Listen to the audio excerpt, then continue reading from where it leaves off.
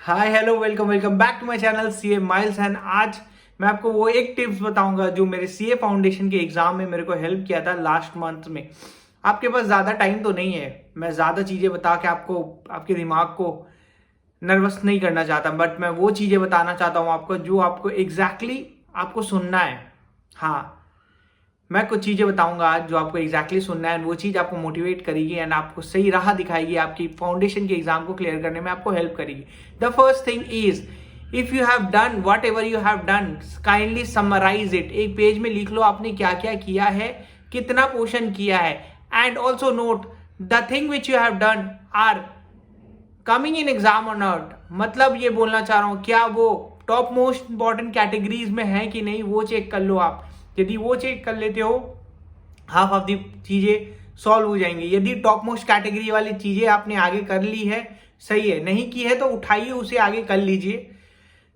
Second third चीज, yes you heard it free of cost, crack CA foundation December 2023, from strategy to motivation to that last push I will be giving you. Come talk to me at live Unacademy 10:30 1st December. I'm giving the link below.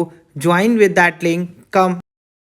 Nervous नहीं होना है, because यदि exam आ रहा है तो सारे बच्चे एक साथ नर्वस है, सिर्फ आप नर्वस नहीं है। एग्जाम सब दे रहे हैं, सबकी फेज एक ही होती है, ऊपर वाले ने सबको सेम बनाया है, उसी मिट्टी का बनाया है, तो आपको भी उसी मिट्टी का बनाया है। आप जैसे नर्वस फील करें, सब फील करें, आप ज्यादा नहीं फील करें। कोई जरूरत नहीं है आपको हेडेक लेने का। बी काम, बी कंपोज। ज्यादा हो रहा है, थोड़ा सा मेडिटेट कर लो, प्रेयर कर लो, थोड़ा सा पूजा कर लो, जो बेहतर लगे। Connect with the God.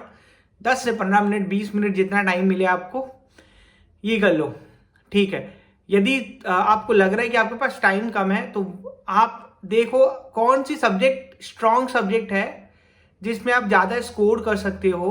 यदि आपको लगता है कि अकाउंट्स में ज़्यादा स्कोर कर सकता हूँ, तो अकाउंट्स को थोड़ा सा ज़्यादा टाइम दो। आपको लगता है कि मैं मैथ्स में कम स्कोर कर सकता हूँ, तो मैथ्स को वो चैप्टर उठाओ जो चैप्टर 100% आप निकाल सकते हो। Time value of money easy है, ज़्यादा हार्ड नहीं है। लीनियर इक्वेशन इजी है, स्टैटिस्टिक्स का पोर्शन इजी है। देखो, तो जो बहुत लगे कि मार्क्स उठा सकता है उसमें ज़्यादा टाइम दो। जो लग रहा है कि नहीं मार्क्स हम नहीं उठा सकते, उसमें वो चैप्टर करो जो इंपॉर्टेंट है, क्योंकि वो चैप्टर आपको पास करवा देगा। आपको एग्रीगेट निकालने के लिए आपकी जो स्ट्रॉन्ग सब्जेक्ट है लाइक अकाउंट्स, वो आपको एग्रीगेट निकलवा देगा। ये माइंड में रख लो।